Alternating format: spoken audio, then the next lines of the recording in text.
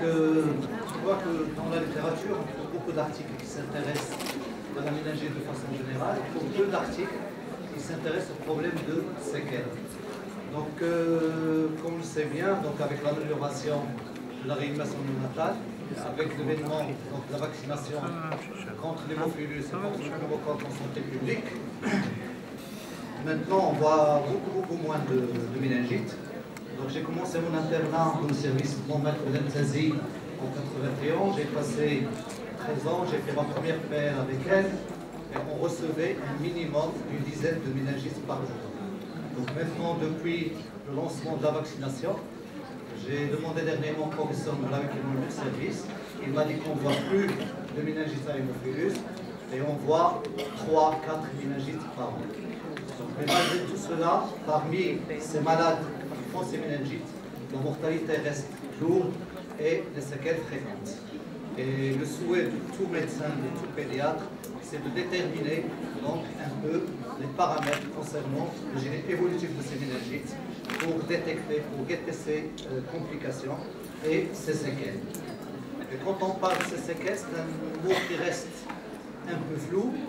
Tout d'abord parce qu'il y a un continuum d'évolution entre symptômes, complications et séquelles, parce qu'il reste une question à quel moment on peut parler de guérison. Donc, des fois on a des récidives, des fois on a des complications qui apparaissent tardivement, puis des séquelles, et puis il se pose un problème de classification.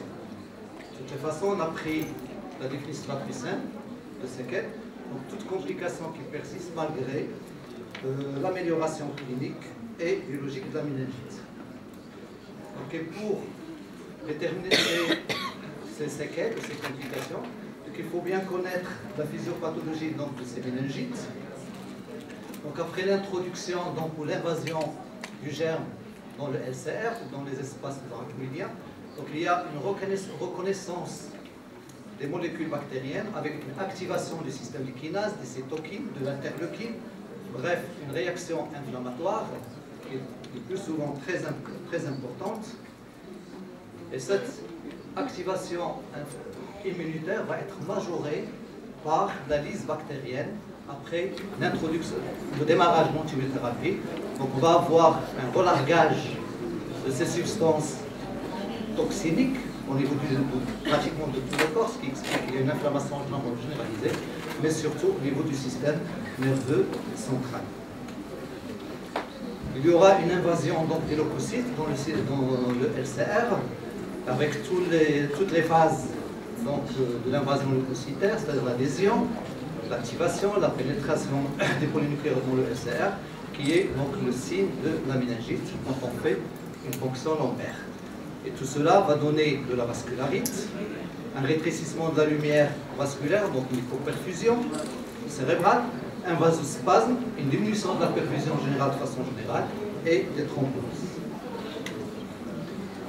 Et comme résultat, on aura une destruction neuronale, donc une apoptose, une mort cellulaire programmée par de l'hypoxie, par la production des bactéries par des toxines neurotoxiques, par les médiateurs de l'hôte, la sécrétion d'anticorps qui peuvent être aussi néfastes pour le cerveau.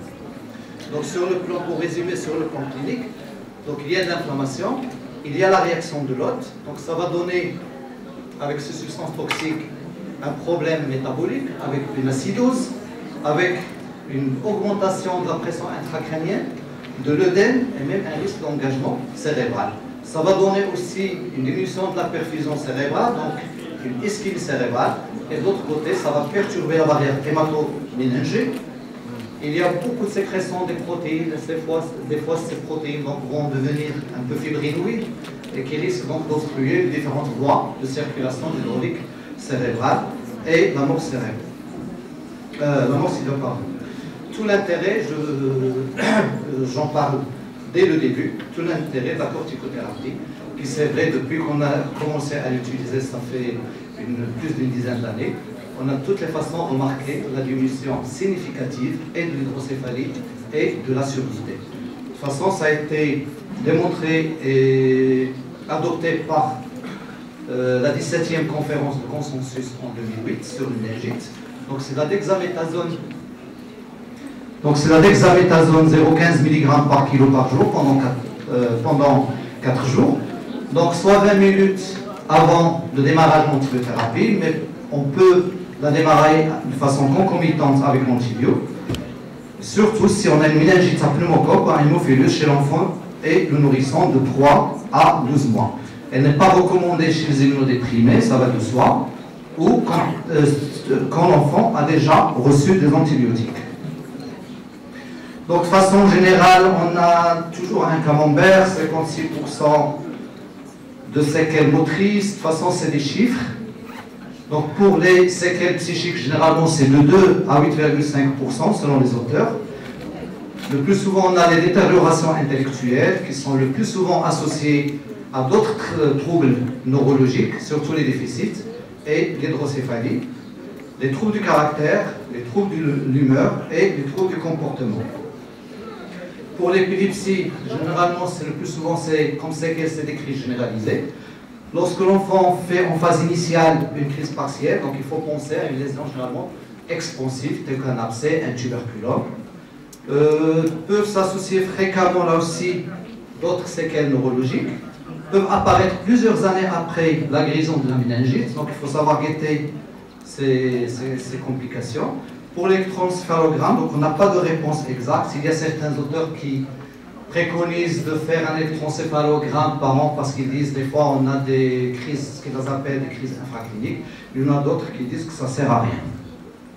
Pour les déficits neurologiques moteurs, donc c'est très varié. L'enfant peut garder une monoplégie, une biplégie, paraplégie ou tétraplégie carrément.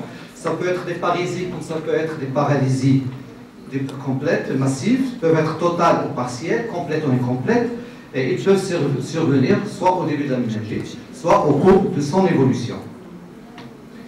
Pour les hémiplégies, c'est une des séquelles les plus fréquentes. Généralement, il est dû à une vascularite, et les déficits ne sont pas concordants avec la suppuration, toujours avec la suppuration intraparenchymateuse.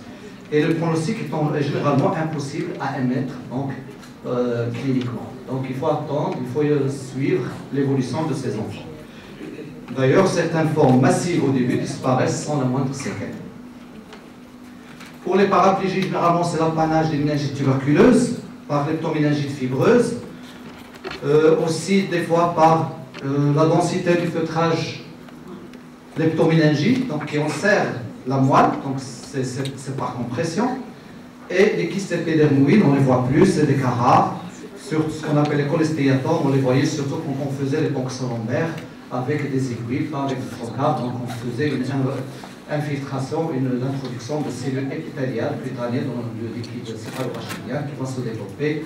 Et quelques années après, ça va être une boule de peau qui comprime la moelle. Pour l'atteinte des paires crâniennes, des parésies oculomotrices, donc le nerf le plus atteint c'est le 6, l'oculomoteur externe, parce que c'est le nerf le plus lent, le plus gracile, et généralement c'est un nerf qui souffre par une suppuration ou par l'effet de l'hypertension intracrânienne. Pour l'atteinte du 3, donc le 3 il sert donc comme releveur de la paupière, il a une composante extrinsèque pour les muscles extérieurs de l'œil, mais aussi pour une composante sympathique, ce qui explique qu'un enfant peut garder une hydriase après, comme séquelle après une méningite. L'atteinte du nerf auditif, donc la surdité, là aussi c'était un problème très très important après une méningite, c'est-à-dire c'était fréquent. C'est une séquence directe de la méningite. On peut avoir une atteinte cochléaire ou vestibulaire, donc il faut savoir faire la part, l'audiométrie, le PEA, l'examen ORL bien fait, parce qu'on sait bien, quand il s'agit d'une atteinte cochléaire, elle peut être appareillée et l'enfant peut retrouver donc, le sang. Pour l'atteinte du nerf optique, elle est dominée par l'atrophie optique, soit par atteinte de transmission, c'est-à-dire le nerf, ou bien par la voie rétro-chiasmatique, donc en excluant la rétine. Donc l'atrophie optique, c'est une papille évoluant soit vers l'atrophie, soit vers la cécité.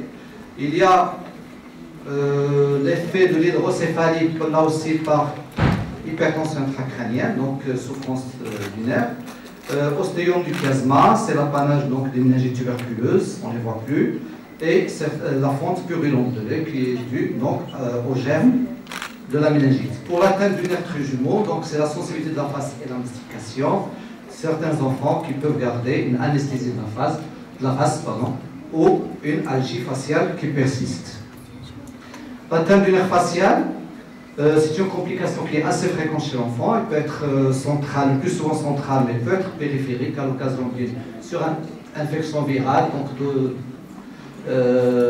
qui profite d'occasion de la maladie de l'enfant.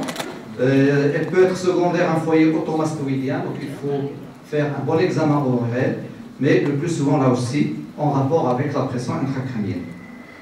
Pour l'hydrocéphalie, elle était très fréquente, c'est une complication qu'on trouvait pratiquement donc, en pédiatrie 1 chez un enfant sur 5 ou sur 6. Donc pendant la phase aiguë, c'est un